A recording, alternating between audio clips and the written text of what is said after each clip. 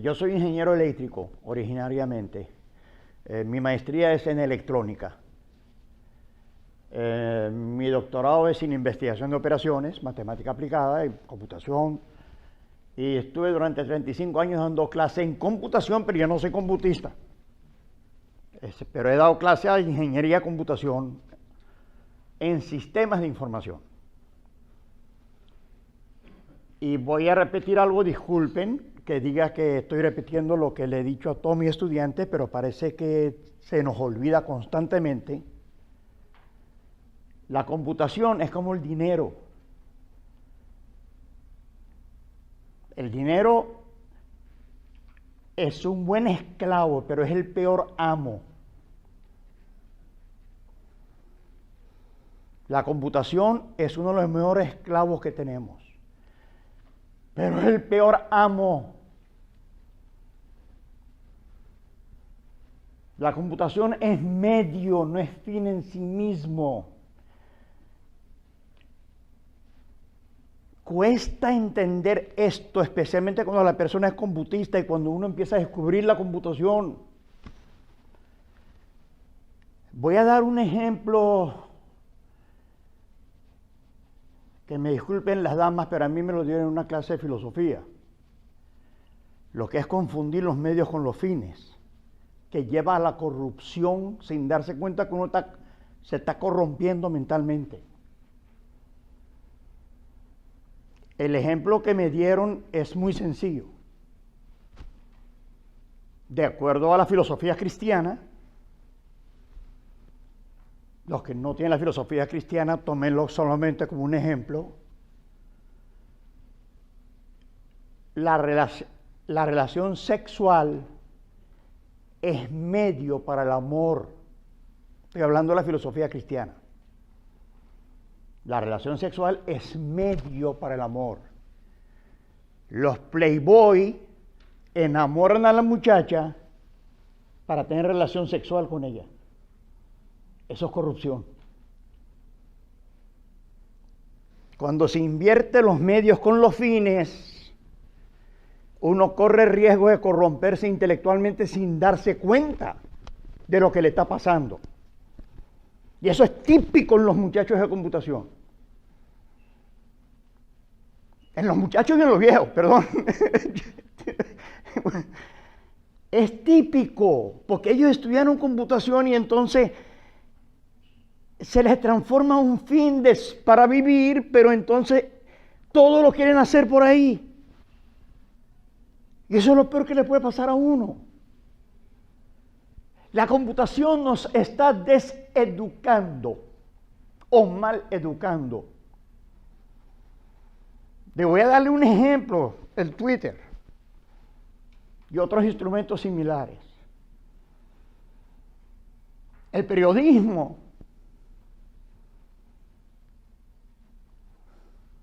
por lo menos el periodismo que yo conozco de Estados Unidos, porque el de Venezuela ni se habla de eso, eso ya no hay más nada. Se está corrompiendo el periodismo gracias al Twitter y a los medios sociales. Porque ¿cómo un periodista va a competir con Twitter, por amor de Dios? Los que están en Twitter no son periodistas. Luego no tienen ética periodista porque no son periodistas.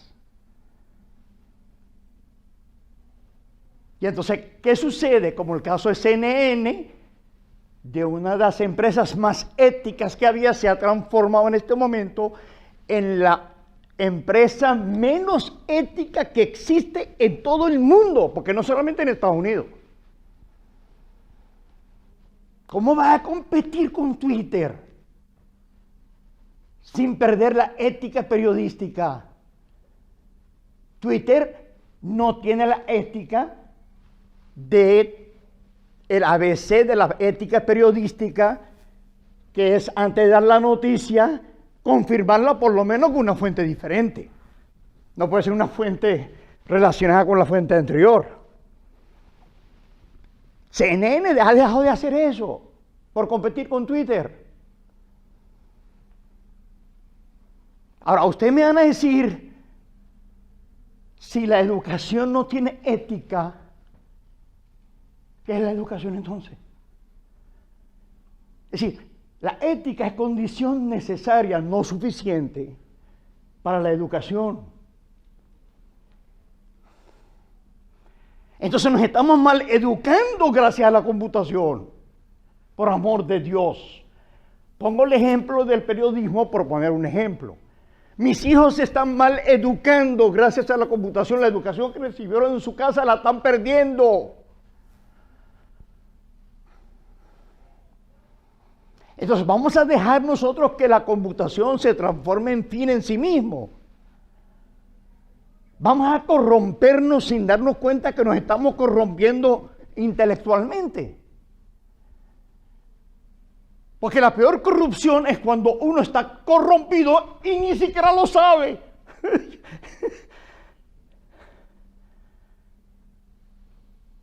Transformar los medios con los fines es corrupción intelectual. Los medios deben estar siempre en función de los fines, no al revés. Eso no lo estoy diciendo yo, eso lo dice la lógica de medios y fines. Que yo la aprendí en el doctorado. Porque si algo me enseñó el doctorado, que aquí hay unos objetivos y unas restricciones, y en función de esas restricciones y el objetivo, cómo yo maximizo el objetivo sin ir a una región infactible. Entonces, si algo da la investigación de operaciones, es someterse a los objetivos.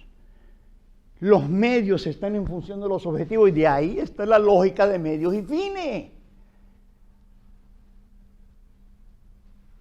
Si nosotros, aunque sea sin saber lógica, medios y fines, si no la seguimos, corremos riesgo de corrompernos intelectualmente.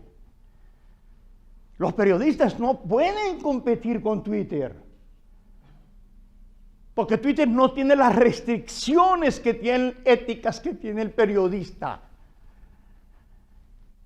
¿Cómo es posible que la empresa de periodismo más ética que ha habido se transforme CNN en el periodismo menos ético que existe en la actualidad? ¿Cómo es posible eso? Porque están compitiendo con Twitter. Es doloroso, ¿eh? Yo lo único que veía era CNN. Tengo un año que ni siquiera veo CNN ni cuando los demás canales están ¿cómo se llama? En publicidad. Prefiero ver la publicidad, que es más honesta que CNN. Y toda mi vida yo lo único que he visto es CNN. ¿Cómo es posible, por ejemplo, que CNN tenga reporteros que empiezan a dar opinión cuando está reportando? Entonces, el pobre que está viendo televisión no logra diferenciar entre reportaje y opinión. Eso es el ABC del periodismo. Una cosa es la columna de opinión y otra cosa es reportar. En otro canal, no le voy a hacer publicidad, un reportero es reportero. Entonces, una persona que está reportando le hizo una pregunta, le dijo, es una pregunta de opinión, no la puedo hacer como reportero. Si quiere usted me invita a su programa y yo opino. Pero en este momento estoy reportando. Yo dije, caramba, todavía hay periodistas éticos. Todavía hay periodistas éticos. Ahora, si ustedes me consiguen a mí un solo reportero en CNN que no dé opinión mientras está reportando, porque la puede dar después.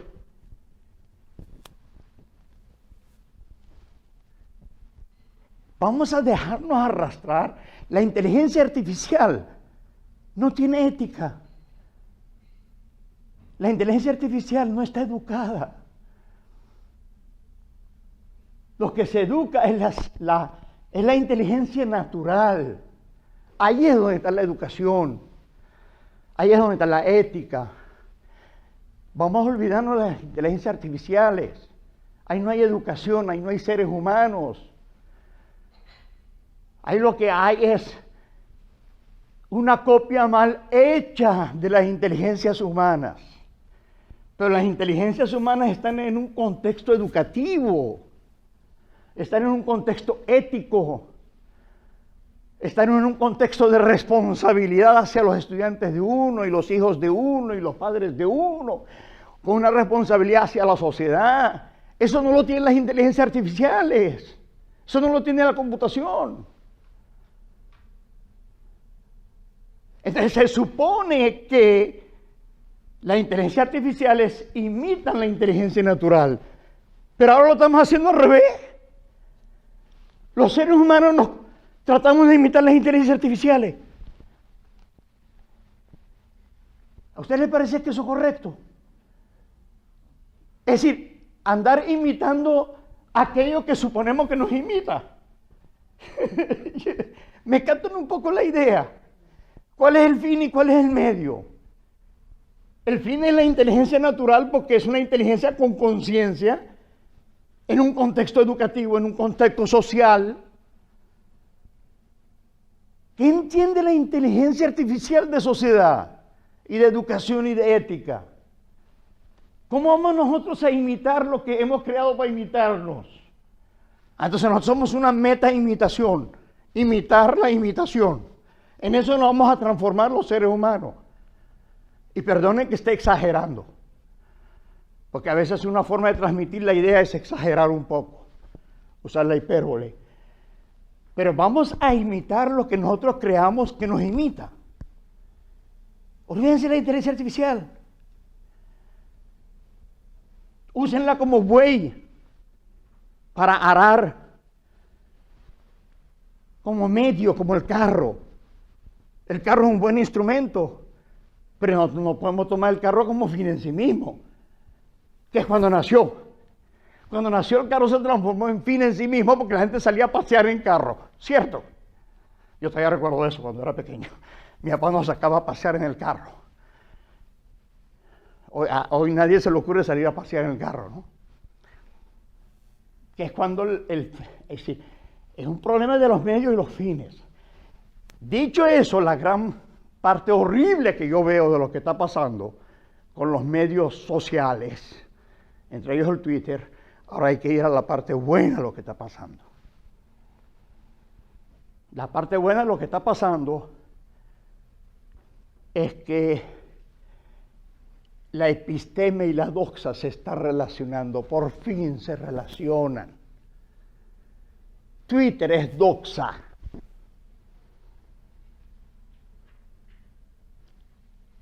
El periodismo es información verificada. El mundo de la academia se supone que es doxa. Es decir, corrijo. El mundo académico se supone que es episteme, conocimiento. Entonces, aquí está la parte buena del asunto. Que los medios sociales, Twitter, etcétera, etcétera, están creando las posibilidades de que episteme y doxa, conocimiento justificado y conocimiento no justificado, se relacionen cibernéticamente. Y cuando la relación es cibernética, las dos cosas relacionadas se corregulan recíprocamente, pero al mismo tiempo con feedback positivo se crean las propiedades emergentes y las sinergias, sin las cuales, es decir, de las que se benefician ambas cosas, la opinión y el conocimiento. De hecho, en inglés, en la plenaria en inglés, yo les retaba a todos los que estaban aquí, todos académicos, que me dijeran un solo ejemplo de conocimiento que no estuviera basado en opinión. Yo reto a quien quiera que me dé un solo ejemplo de conocimiento que no esté basado en opinión. conocimiento y opinión son cosas que se han escrito toneladas de libros sobre eso. Así que lo que puedo dar yo aquí es un resumen en el sentido de que conocimiento es creencia justificada. Hasta hay un consenso. Donde se termina el consenso es como lo justifico. Si por el método experimental, si por el método teórico, si por la matemática. Entonces ahí se acaba el consenso. Pero donde hay un consenso casi unánime, no es unánime tampoco, es que el conocimiento es creencia justificada. Y la opinión es creencia no justificada.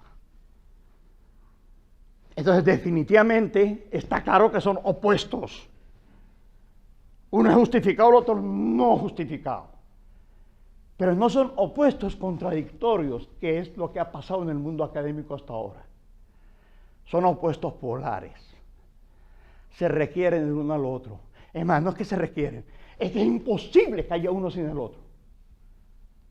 No hay un solo conocimiento justificado que no esté apoyado en un conocimiento no justificado.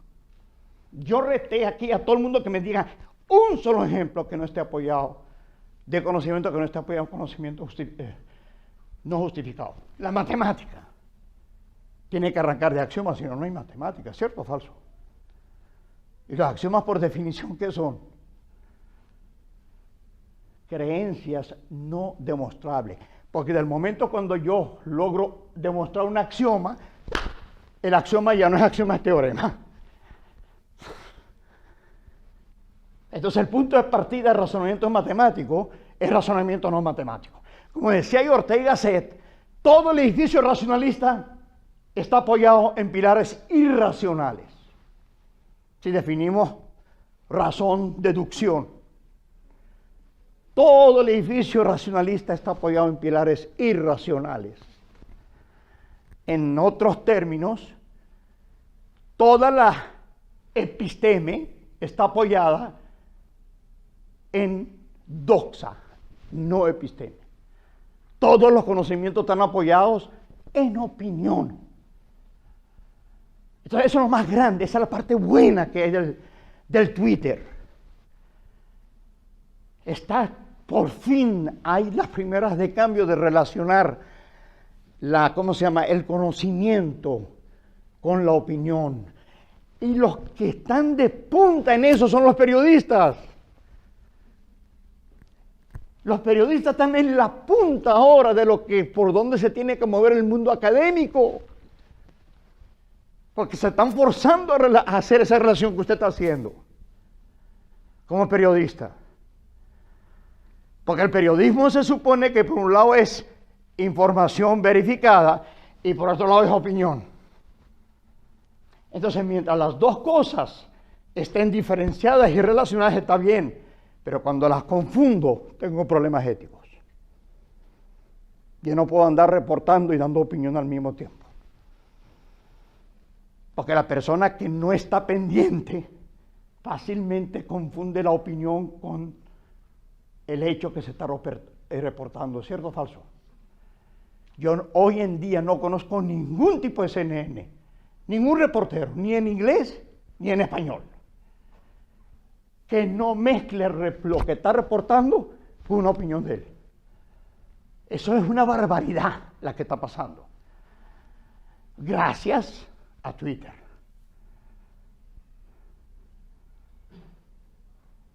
Pero eso no quiere, la culpa no es de Twitter. La culpa es de los periodistas que quieren competir con Twitter.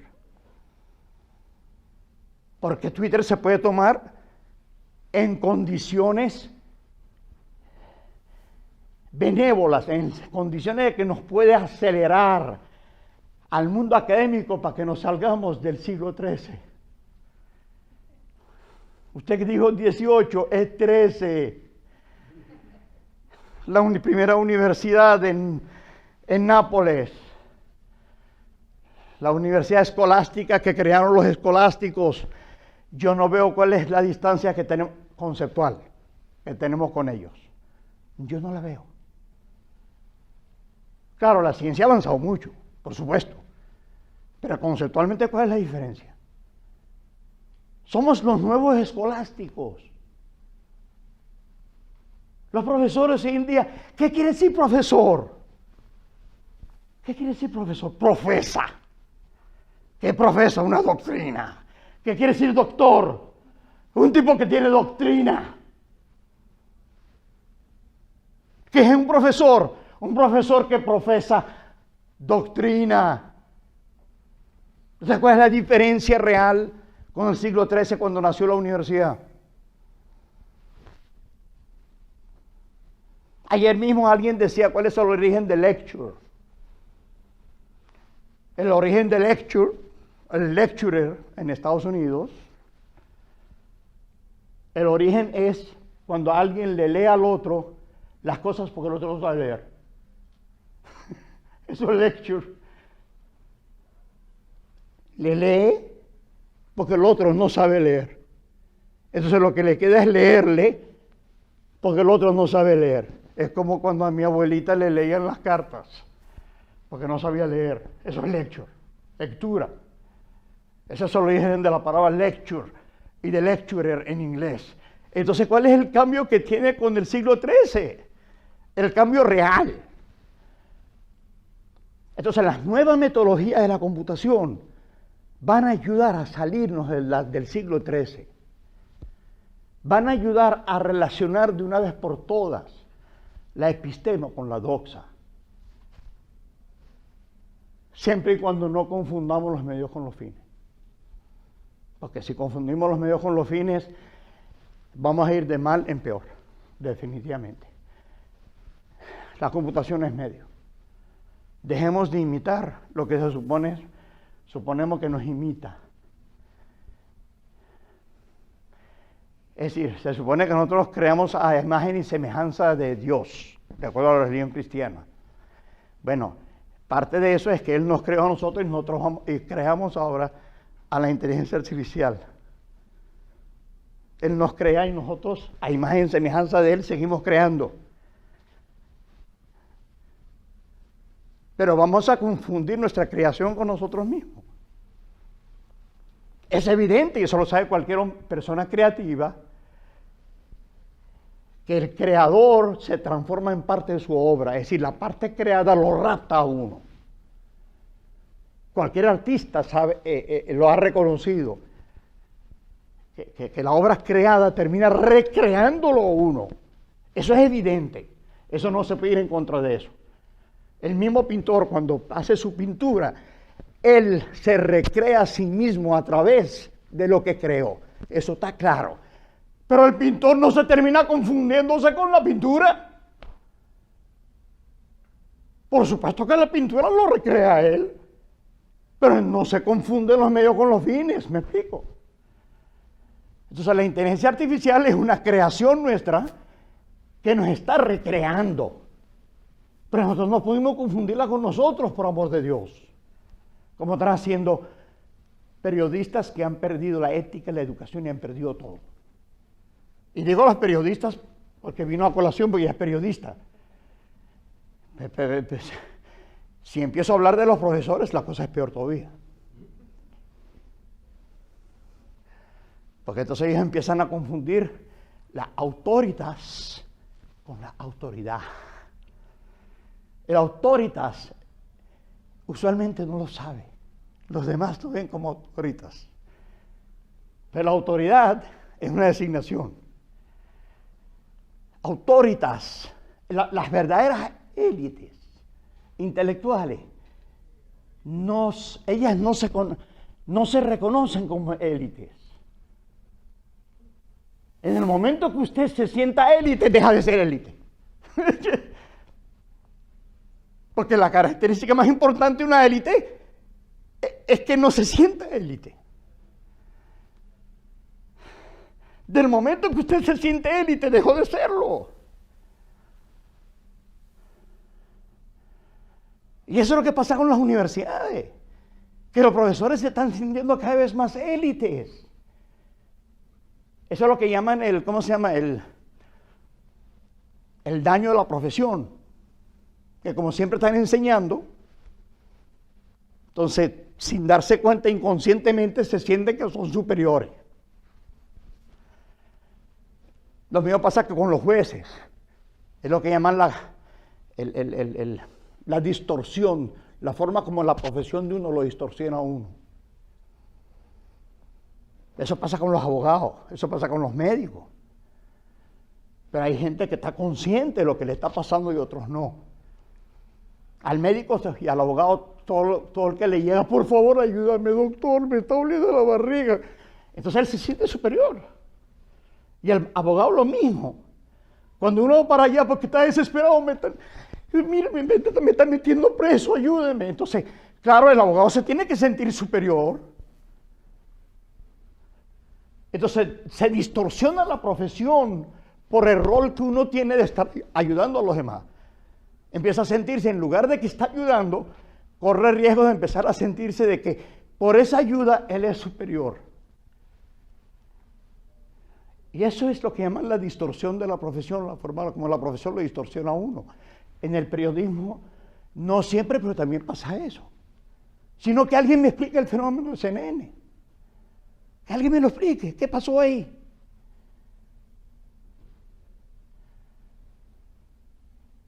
Entonces, la buena cosa importante de todos los medios sociales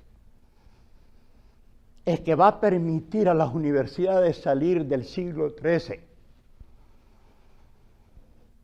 Porque va a terminar de relacionar la doxa con la episteme.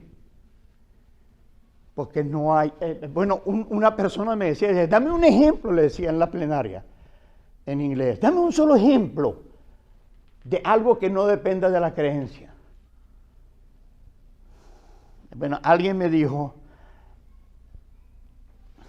la gravedad. Yo le pude haber dicho en el momento, no lo dije, porque era demasiado evidente. Si iba a ver como que me estoy siendo superior a él, entonces no le quise hacer ver que ya en el siglo XVI, ya nadie cree en eso, el siglo XVI para acá, desde que Jung sacó de sus sueños a Kant, que desbarató todo el problema de la inducción, de la ciencia. Porque toda la inducción de la ciencia, ¿en qué está basada? Está basada en que mañana va a ser igual que el pasado, el futuro igual que el pasado. Y no estoy diciendo nada que no se haya dicho en el siglo XVI.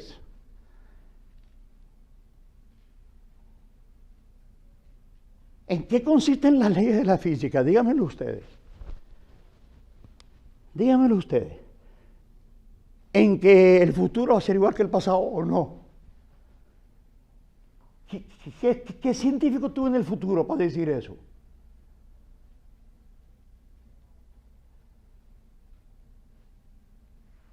Eso es una opinión.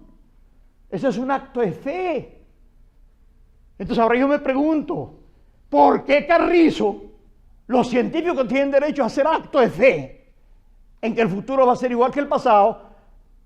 Y yo no puedo tener como persona religiosa, un sacerdote, qué sé yo, acto de fe en Dios. ¿Por qué el científico puede hacer acto de fe intelectual y un religioso no puede hacer acto de fe religioso? ¿Por qué? ¿Por qué el científico tiene derecho a lo que no tienen los demás? ¿Por qué el matemático se puede apoyar en cosas no probadas para probar? ¿Por qué el científico puede apoyarse en un acto de fe de que el futuro va a ser como el pasado? Porque si el futuro no es como el pasado, se cayó toda la inducción científica. Se acabaron las leyes científicas. Entonces, ¿está apoyada la epistemología científica en doxa o no? ¿Está apoyada en opinión o no? ¿La matemática está apoyada en opinión o no? Entonces, lo grande que tiene lo que está pasando ahora es lo que debemos, en mi opinión, deberíamos aprovechar en opinión. Y que tampoco sea pura opinión, porque toda esa opinión está basada en conocimiento. Entonces sería, metafóricamente hablando, un matrimonio entre el mundo académico y el periodismo, pero con él, no el periodismo en CNN. Sería relacionar el mundo académico con el mundo de la opinión en una forma sinérgica. Entonces, no es por casualidad, es que en el programa preferimos ponerlo a usted ante figura. Porque al ver que era comunicadora, que era periodista, dije, perfecto. Porque se trata de relacionar el mundo académico con el mundo periodístico bien entendido. No el periodístico tipo CNN. Bueno, periodístico tipo CNN de antes. Relacionar ambos mundos. Necesitan esa relación. Entonces es necesario que en nuestras universidades empiecen a reconocer el valor de la ciencia divulgativa. Porque usualmente cuando uno hace ciencia divulgativa es porque ya es un premio Nobel. Ya no anda buscando promoción en la universidad, porque ya o está pensionado o es premio Nobel, ya no le interesa. Pero no es importante que los jóvenes hagan también ciencia divulgativa. Pero si la hacen, entonces no lo promueven. Porque se supone que eso es fácil de hacer. Cuando es todo lo contrario. Lo más difícil es divulgar los conocimientos. Porque para mí es muy fácil, si yo soy físico, y él es físico, que le hable en lenguaje físico. Pero si de repente, en lugar de hablar con un físico en lenguaje físico, yo como físico voy a hablarle a usted como periodista, eso sí es difícil. Entonces las universidades lo que hacen, llaman a lo difícil fácil. Y entonces no sirve para ascender en el mundo académico. Porque se supone, yo no sé quién lo dijo, es que muchos se lo creen, que es muy fácil decir cosas académicas en términos que todo el mundo entiende. Entonces, dejan todo eso en manos de los periodistas. Periodismo científico. Periodismo científico. Por amor de Dios, ahí deben haber partners. Ahí debe haber partners. Ese periodismo científico debe tener al menos dos coautores, uno a nivel periodístico y otro a nivel de la ciencia, de la disciplina que se quiere divulgar. Entonces el periodismo científico debería ser parte de las publicaciones académicas. Entonces nosotros vamos a abrir eso. Necesitamos jóvenes que sigan con la idea, porque los que estamos en esto ahora somos viejos y nos podemos dar el lujo ese porque ya a mí me votaron de todos los trabajos que me pueden votar, entonces ¿dónde más me van a votar? Pues si estuviera en la universidad no trataría de arrancar algo de eso porque si no me votan. Pero entonces por eso necesitamos jóvenes con coraje, que corran el riesgo de que van a ser votados por andar metiéndose a académicos divulgativos. ¿Okay? Entonces no vamos a encontrar muchos, pero ya por lo menos conseguí a mi hermano y a mi hijo. A lo mejor me dijeron que sí, solamente cuando uno decir mis sentimientos. Pero está haciendo falta eso. Entonces nosotros empezamos el primer proyecto piloto. Es lo que estamos haciendo ahora, que es recoger de las plenarias. Por primera vez nosotros estamos haciendo lista de las que fueron las plenarias,